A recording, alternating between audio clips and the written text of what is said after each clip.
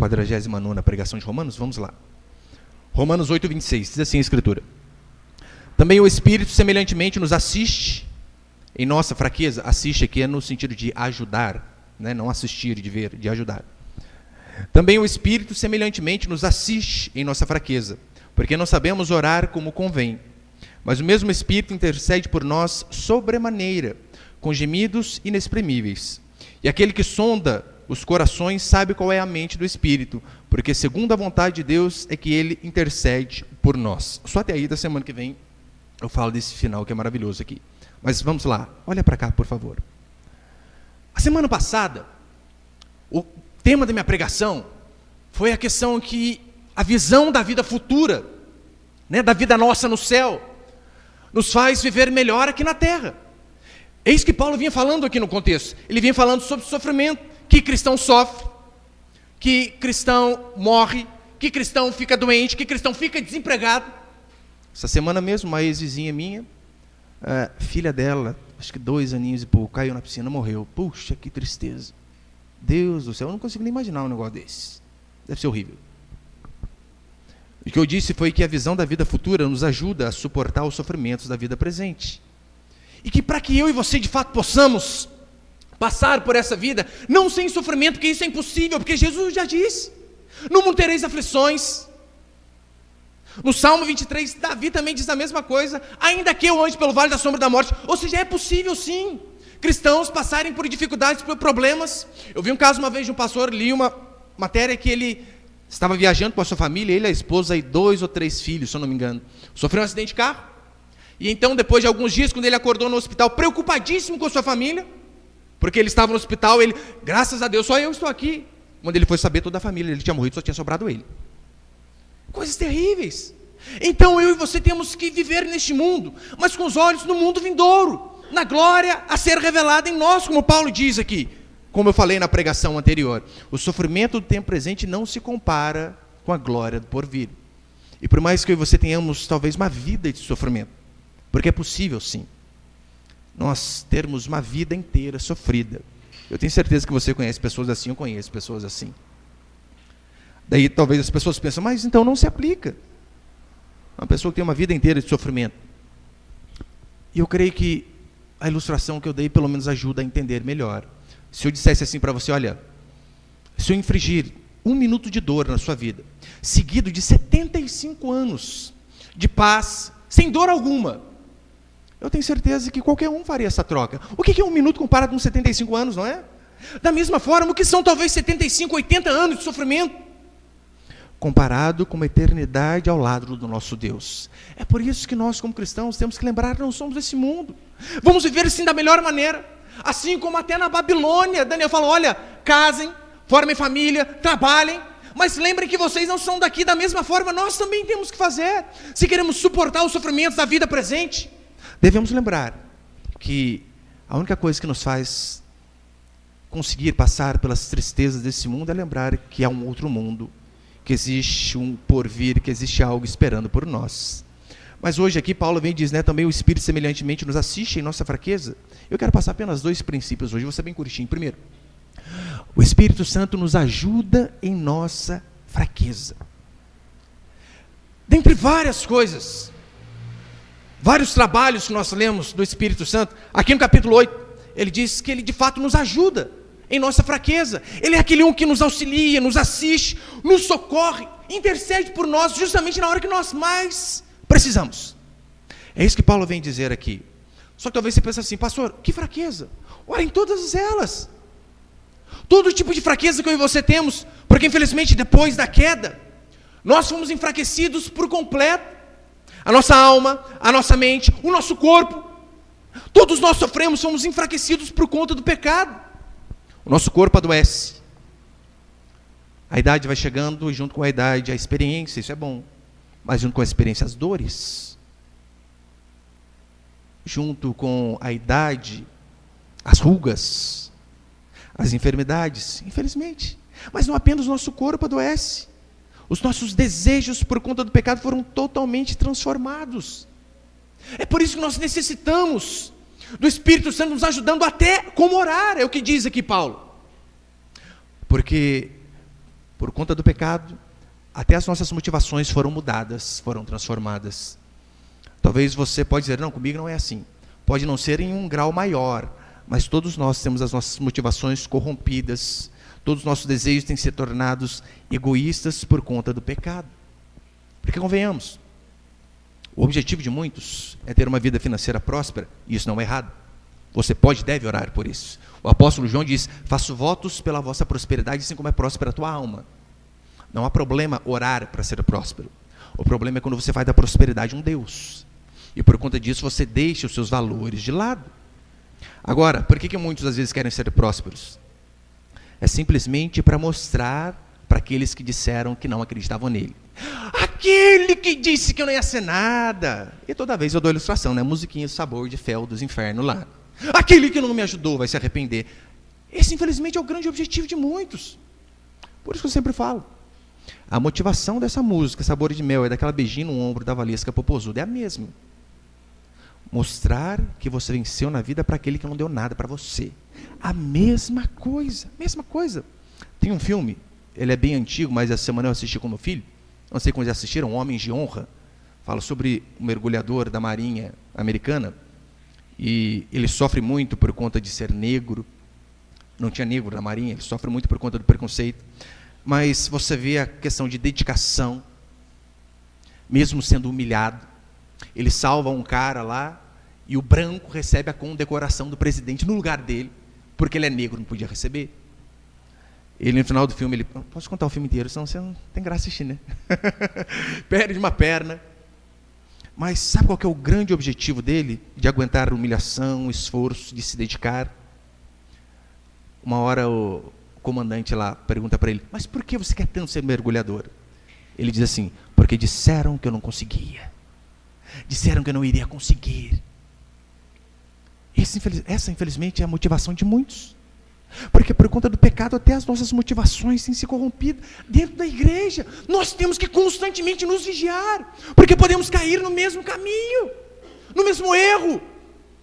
Ora, é óbvio, um pastor ele deve orar para que a sua igreja cresça. Por isso essa historinha aí, eu gosto de igreja pequena. Então você está falando que o resto que vá para o quinto dos infernos. Porque quando você diz com esse papinho, a igrejinha pequena, que é gostosa, você está dizendo, eu só vou a meia dúzia de 10 aqui, o resto não tem problema. Pastor, ele deve orar, buscar a Deus para que a igreja cresça a cada dia. Só que isso também não pode ser o centro da vida deles. Então o objetivo dele é o quê? É mostrar, olha, aquele que não falou que eu ia ser ninguém na vida, aquele que disse que eu não ia dar certo, que a igreja ia fechar. Olha aqui o que aconteceu. E você consegue perceber como algo santo, que é orar pela vontade de Deus, porque a vontade de Deus é essa. A seara é grande, mas os trabalhadores são poucos. Clame ao dono da seara para que mande trabalhadores. Deus ele não se alegra com a morte do ímpio, diz a Escritura. Só que até é algo bom, por conta do pecado, as nossas motivações podem se perverter. E é isso que acontece com muitos, infelizmente. Depois da queda, eu e você ficamos rodeados de fraqueza. Fraqueza, sim, eu não vou dizer que a fraqueza em si é pecado. Mas a fraqueza ela pode nos levar ao pecado. Porque sim, todos nós temos as nossas debilidades. Quem teve problema com vício sabe a luta que é, mesmo depois de crente. Nossa, tem gente que não resiste a uma loira pelada, ou tem uma loira gelada. E vê aquela cerveja derretendo ali. É uma crise. Todos nós temos as nossas fraquezas, desejos. Quantas pessoas, às vezes, que tem desejo por ganhar dinheiro fácil, e por conta disso, por conta de um desejo que ele não cuida, aquilo acaba levando ele ao roubo, ou a coisas piores. É o desejo de ser famoso, de ser rico. E o que ele faz? Abre mão dos seus valores, dos seus conceitos. E tem alguns desejos que são legítimos no ser humano. Sim. Por exemplo, o desejo sexual é algo que Deus colocou no ser humano. Não é do capeta, não. Esse bichinho acho que é, mas... Não é. Deus colocou esse desejo no coração do ser humano. Uma vez um jovem conversava comigo, ai pastor, acho que eu não sou crente. Eu falei, por quê? Eu estou lá com minha namoradinha. E então eu encosto aqui, peito no peito, mão na mão. Aqui, e reações adversas acontecem no meu corpo. Ele vai, aleluias.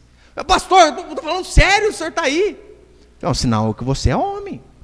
Porque, meu irmão, você está lá com a sua namorada, não acontece nada com você das duas, uma, ou você é anjo ou você é gay, baitola. Não tem outra explicação. Mas o desejo foi Deus que colocou. Sabe qual é o grande problema? É o diabo que vem transformar esse desejo em perversidade. O prazer em sexo antes do casamento, em traição, em homossexualismo. Esse é o grande problema. Nós temos fraquezas no corpo. Nós ficamos cansados. Ou você não cansa? Dia de segunda, às vezes, meus filhos acordam mais tarde, né? Acorda 9h30 da manhã. Ai, que canseiro. Eu falei, mas meu Deus, dormiu até agora. Preguiça. É algo terrível. Vai falar que tem dias que nós não acordamos assim, melancólicos, tristes, desanimados. É por isso que no versículo 23 aqui, né, pode deixar que eu leia, Paulo também diz, e não somente ela, mas também nós que temos as primícias do Espírito, igualmente gememos em nosso íntimo. Até a gente dá aquelas gemidas de vez em quando. Ou vai falar que toda vez que você vai orar, você tem total disposição para orar. Irmão, eu oro todo dia de manhã. Você pensa que é todo dia, ai, que delícia, eu não vejo a hora de dobrar o joelho e ir até o outro dia orando. Você acha que é assim que acontece todo dia? Não é! Tem dia que é cansativo, tem dia que é angustiante, tem dia que orar parece um tédio, não passa o tempo nunca. É por isso que nós precisamos do Espírito Santo a cada dia, para nos dar coragem para buscar a Deus, para ler a palavra, para não ficarmos entristecidos com as circunstâncias, com pessoas, com palavras que nos são ditas. É por isso que a Bíblia diz que nós precisamos do Espírito Santo intercedendo por nós, nos ajudando. Ajudando em que sentido? Lembra quando Jesus diz, vinde a mim, todos que estáis cansados e sobrecarregados, e eu vos aliviarei. É nesse sentido que o Espírito Santo nos ajuda. Ele carrega conosco um fardo. Sabe quando você está vindo do supermercado, aquele monte de sacola, e você não aguenta chegar na sua casa? E chega alguém e oferece uma ajuda? A ilustração é mais ou menos essa. O Espírito Santo, ele nos ajuda quando a gente não está aguentando mais. Ele nos ajuda em nossa fraqueza, ele trabalha junto conosco. Mas deixar bem claro, trabalha junto conosco. Não quer dizer que faz tudo por nós, não. É porque muitos, um tanto de pregador que eu já vi, que prega aquele salmo, abra bem a boca e a encherei. Eles usam isso como prova de que o pregador não precisa preparar o sermão, não precisa estudar, porque se fizer isso é algo humano. Então você tem que chegar lá e falar na hora o que Deus falar. É por isso que a gente vê um monte de heresia? Com certeza, é por conta disso que vemos um monte de heresia. Como eu vi o Augusto Nicodemo dizendo uma vez, o Espírito Santo não ajuda preguiçoso. Você quer que Deus te use, mas acorda às 10 horas da manhã. Você lê 2h30 seguidas, feed de notícia, Facebook lá. Aí não consegue ler um livro a cada 15 dias. Que jeito? Não vai, pode ter certeza. O Espírito Santo, ele nos socorre quando estamos em dificuldade. É interessante aqui, com gemidos inexprimíveis. Talvez porque uma das maiores orações que nós podemos fazer é justamente na hora da dificuldade. Porque é legal a gente ver, às vezes, orações bonitas, pessoas que têm a oratória, que eu declaro não, falei que não pode, que eu preciso, Senhor vem, é uma maravilha. Eu falo para você que eu vejo alguns irmãos orando, falei, nossa, como que ora bonito aquele irmão, aquela irmã. Mas as maiores orações não vêm de uma oratória pomposa, mas vêm de um coração muitas vezes angustiado. A Bíblia diz que Ana, ela queria muito ter um filho, mas era estéril. E ela orou a ponto de não ter mais palavras. A ponto do sacerdote, o pastor da igreja, uma mulher orando, dizendo assim, aparta de ti vinho, hein, mulher? Chamou ele de embriagada, porque ela não conseguia falar. Provavelmente a oração algo mais ou menos parecido com isso. Você já orou dessa forma? De você precisar tanto de algo, e você não ter palavras o suficientes para pedir? É isso que acontece. O Espírito Santo vem nos ajudar nesse sentido. A ilustração aqui, Martin Lloyd Jones, ele explica de uma forma maravilhosa. Ele diz que é como se fosse um advogado ensinando o cliente que deve falar diante do juiz. É claro, o juiz aqui, Deus, Eu não sei quantos aqui já foram, como fala, testemunho? Quando você fica na frente do juiz, lá, meu Deus, esqueci o nome. Não por conta de coisa que você fez errado, espero, Igual, acho que foi esse ano ainda. Eu fui chamado para testemunhar a respeito de um irmão que tinha caído de moto, porque de fato eu vi onde ele caiu, eu que ajudei ele a se levantar depois por conta de um buraco na rua, Então, eu era testemunha, eu tive que ir. E eu lembro que antes, a advogada, ela me disse certinho, pastor, fala assim, assim, assado, não entra em outros méritos, porque ele quer saber a respeito do buraco, apenas isso. É nesse sentido aqui que a Bíblia diz que o Espírito Santo intercede por nós. Ele nos ensina o que orar da forma que convém. Porque na dificuldade, meu irmão, você precisa buscar a Deus. É por isso que você tem a necessidade. Por mais talvez você ache que não precise, mas nós precisamos a cada dia mais do Espírito Santo para sermos um bom marido. Porque convenhamos, qual marido de fato consegue cumprir a palavra de olha, eu vou te amar até o fim? A vontade é partir a cabeça, do começo até o fim do pé. É por isso que precisamos de Deus. É por isso que precisamos do Espírito Santo para amar os nossos filhos, os nossos irmãos, para continuarmos fiéis a Deus, porque sem Deus nós não somos nada, senão é o Espírito Santo intercedendo e nos dando força. Todos nós aqui, sem exceção, já tínhamos chutado o balde. Ou nunca passou pela sua cabeça, que igreja mais nada, quero saber não, ou para gandaia. É por isso que nós precisamos que o Espírito Santo interceda por nós. E segundo, como orar a oração que convém. Aqui, Paulo diz assim, também o Espírito semelhantemente nos assiste em nossa fraqueza, porque não sabemos orar como convém. Paulo diz que nós necessitamos que o Espírito Santo nos ajude, interceda por nós, porque nós não sabemos orar pelo convém. Uma tradução melhor aqui seria, não sabemos orar pelo que convém. Seria mais fácil para entendermos. Ou seja, não sabemos pedir o que temos que pedir. Não sabemos pedir da forma correta. Eu não sei quanto a você, mas eu muitas vezes eu já me fiz essa pergunta. Será que eu estou orando de forma correta? Será que Deus está ouvindo a minha oração? Será que isso que eu estou pedindo é algo correto? Porque a oração tem de várias formas, como eu disse, tem a oração de Ana, só chorava. Em Oséias capítulo 14, fala como uma forma de orarmos também com palavras. Olha a oração do profeta, algo maravilhoso. Volta, ó Israel, para o Senhor teu Deus, porque pelos teus pecados está caído. Tende convosco palavras de arrependimento. Ele ensinando. Como que nós devemos orar? Palavras de arrependimento. Por isso tem uma coisa que eu e você podemos pedir todo dia para Deus, é perdão. Isso aí você não se canse de pedir. Todo dia podemos pedir para Deus perdão, porque erramos. Tende convosco palavras de arrependimento e convertei-vos ao Senhor. Diz ele, perdoa toda a iniquidade, aceita o que é bom, e em vez de novilhos, os sacrifícios dos nossos lábios. Ou seja, Senhor, antes eles ofereciam sacrifícios, novilhos, cordeiros. Senhor, mas aceita também os sacrifícios dos meus lábios, as palavras que eu clamo com o coração arrependido. Essa é a forma de orar que Oséias vem ensinando. A Síria já não nos salvará, não iremos montados em cavalos e não mais diremos a obra das nossas mãos. Tu és o nosso Deus, por ti o órfão alcançará misericórdia. Ou seja, a Síria não pode nos salvar. Uma superpotência não pode nos salvar. Um presidente eleito não pode nos salvar. Nós precisamos do Senhor. Por isso, como eu disse aqui para os irmãos, essas semanas de eleição, né? Nós temos que sim, orar para que Deus levante homens tementes a Deus, porque Paulo diz que nós devemos levantar orações e súplicas para que os governantes possam nos dar uma vida de paz, porque muito da nossa paz tem a ver com o governo. Mas devemos saber que, acima de tudo, a nossa paz principal não vem de um bom estadista, não vem de um governo de direita, mas vem de um Deus que governa a minha e a sua vida. E então é isso que Oséias vem ensinando a mim e a você. Se você ler o livro de Salmos, você vai ver que é o tempo todo pessoas argumentando com Deus, e muitas parecem diversas vezes estarem bravos com Deus. Você vê o salmista às vezes dizendo, até quando, Senhor? É claro, não precisa orar assim, né?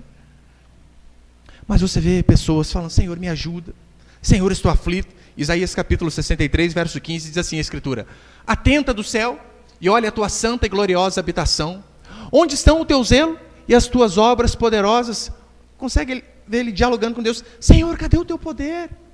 Cadê o teu cuidado para com a gente? A ternura do teu coração e as tuas misericórdias se detêm para comigo. Ou seja, Senhor, tem misericórdia da minha vida, o Senhor é poderoso, faz. Mas a oração correta que eu e você devemos orar é com base em 1 João 5,14. E esta é a confiança que nós temos para com Ele, que se pedirmos algo segundo a sua vontade, Ele nos ouve. Essa é a oração correta. Pastor, mas como que eu vou saber aquilo que é a vontade de Deus? Preciso subir ao monte e jejuar um mês? Isso aqui, isso é a vontade do Senhor. É que as pessoas às vezes dizem assim, eu queria tanto ver Deus falar comigo. Você lê a Escritura? Como você vai ver? Pastor, mas eu queria ouvir Deus falando comigo de forma audível. Leia a Escritura em voz alta. Quando nós oramos, nós falamos com o Senhor.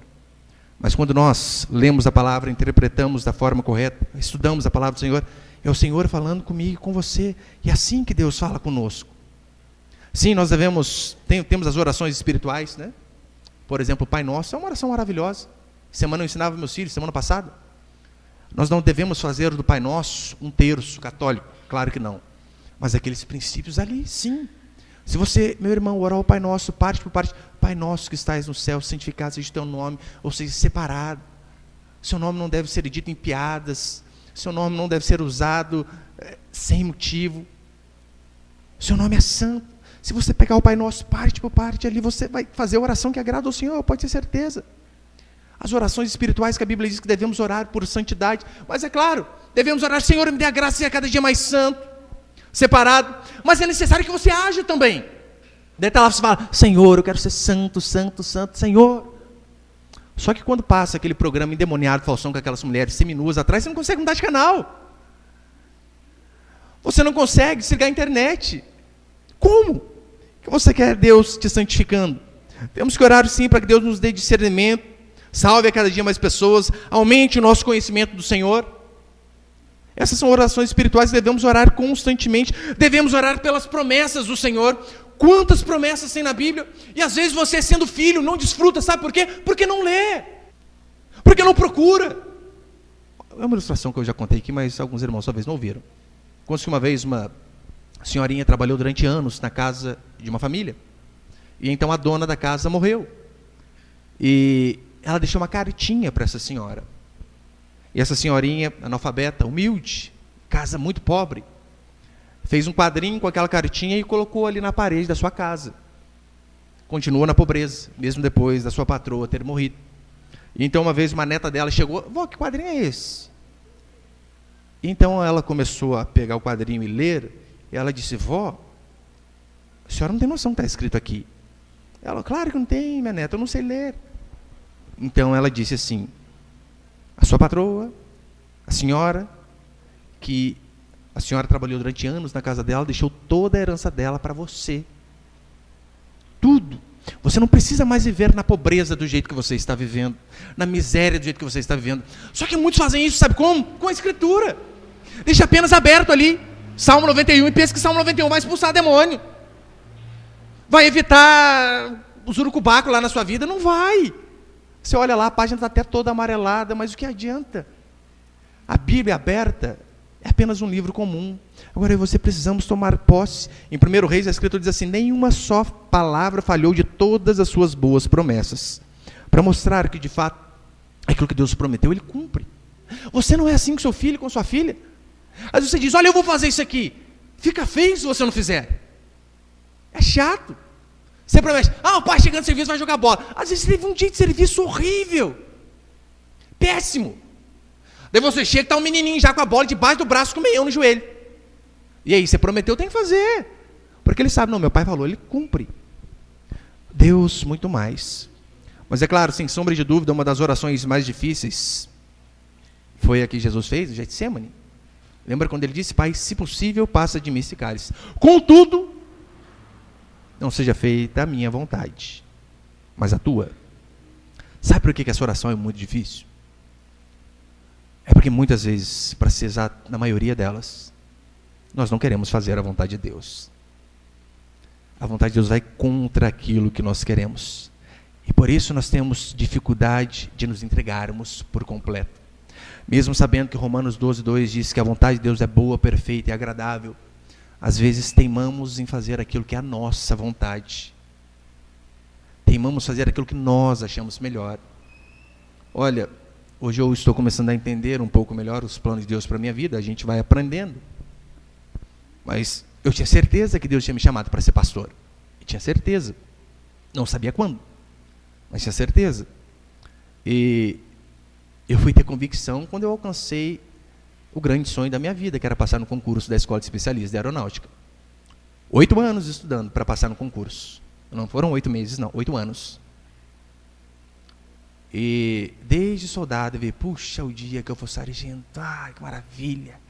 Vi aquelas tropas desfilando, eu achava a coisa mais linda. Eu coloquei aquilo como objetivo, e justamente nesse dia, Deus diz, agora que eu quero que você seja pastor, rapaz. Ah, calma aí, meu Deus do céu. 3,5 salário, Senhor. Será que é a voz de Deus mesmo? Daí você fica até em dúvida, né? Eu acho que não é não, hein? É o capeta. Eu lembro até hoje, quando eu fui pedir para o meu encarregado, para o comandante do meu esquadrão, para ir embora. Meu Deus, pensa numa tremedeira. Puxa vida. Eu lembro que eu fui na hora do almoço e eu tinha certeza que eu tinha que fazer aquilo. Tanto é que hoje eu tenho paz. Mas eu lembro que a porta da sala dele, do encarregado, era mais ou menos desse tamanho. Meu irmão, eu lembro que na hora que eu subi a escada, que eu cheguei lá, né, sala do encarregado, eu não enxerguei a porta. Sabe quando a vista some?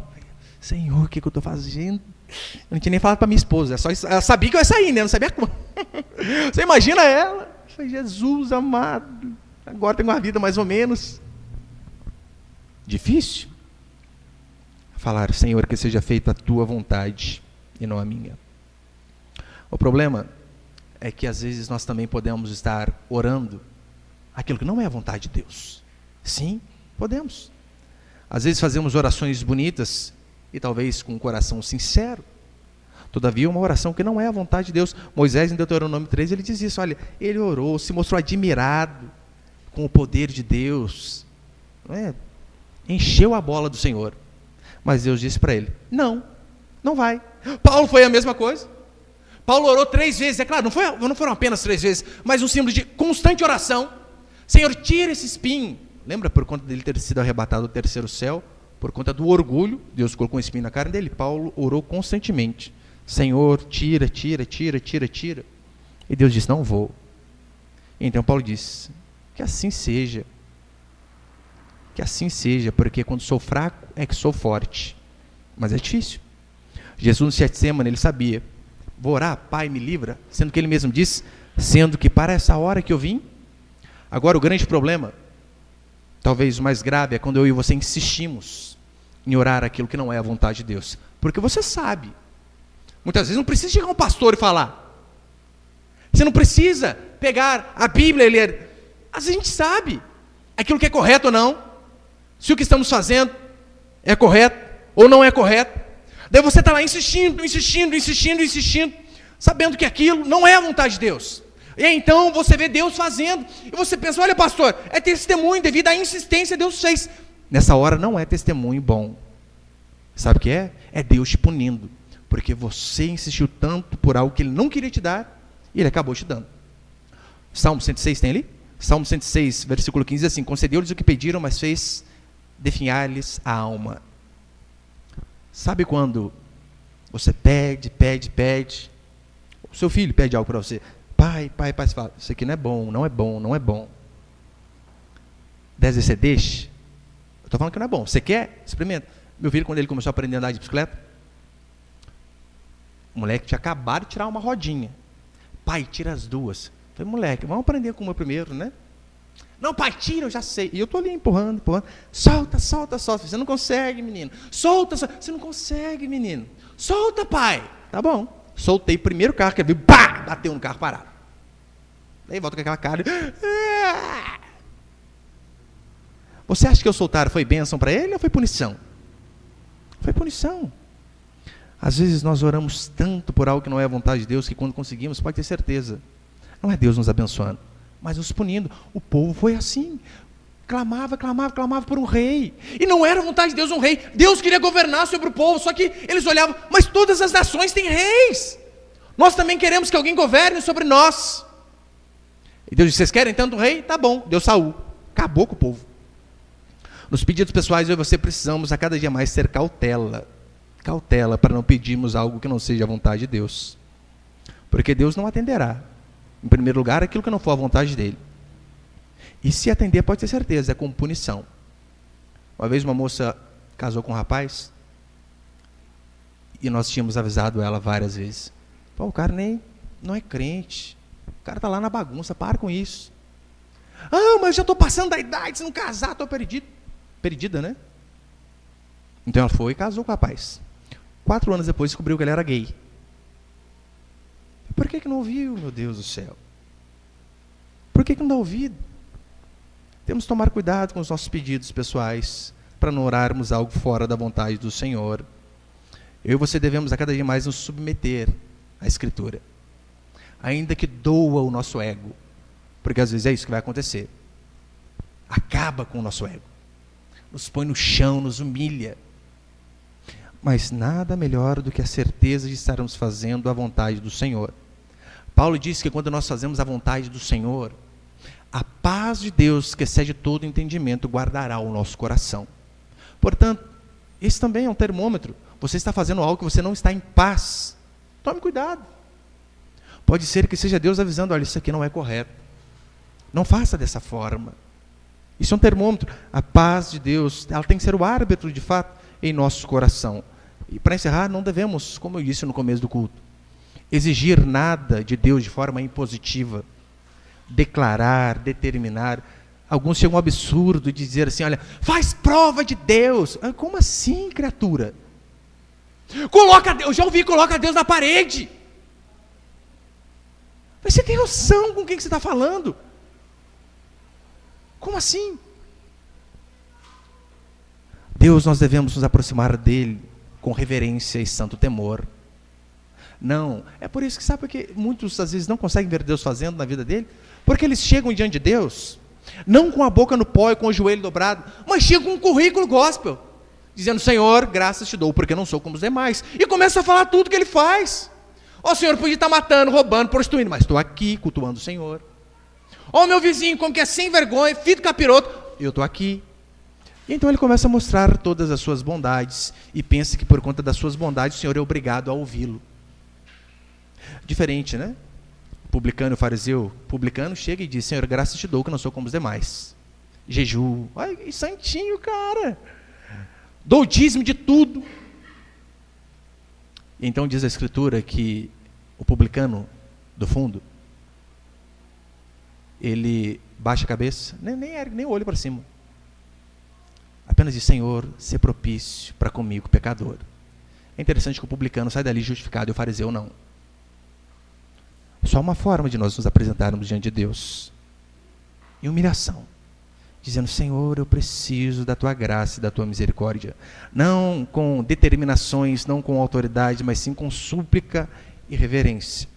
E é claro, Filipenses 4,6, Paulo nos ensina a orar também. Efésios capítulo 5, não vos embriagueis com vinho, qual é a solução, mas enchei-vos do Espírito Santo. Ele diz como que nós somos cheios do Espírito Santo. Com cânticos, salmos, quando nós falamos a palavra, quando as esposas se submetem ao marido. Essa é uma forma de ser cheio do Espírito Santo. Olha o que diz a Escritura. Esposa, quando você submete ao seu marido, você é cheio do Espírito Santo. Marido, amando a esposa, assim como Cristo amou a igreja. Essas são formas de sermos cheios do Espírito Santo também. E saber que a melhor forma de orar é orar aquilo que a Escritura diz. Se você orar aquilo que é a vontade de Deus, pode ter certeza, ainda que não seja feito ao seu tempo, mas se o Senhor prometeu, segundo o tempo dele, a vontade dele, ele vai cumprir aquilo que ele tem prometido para mim e para você.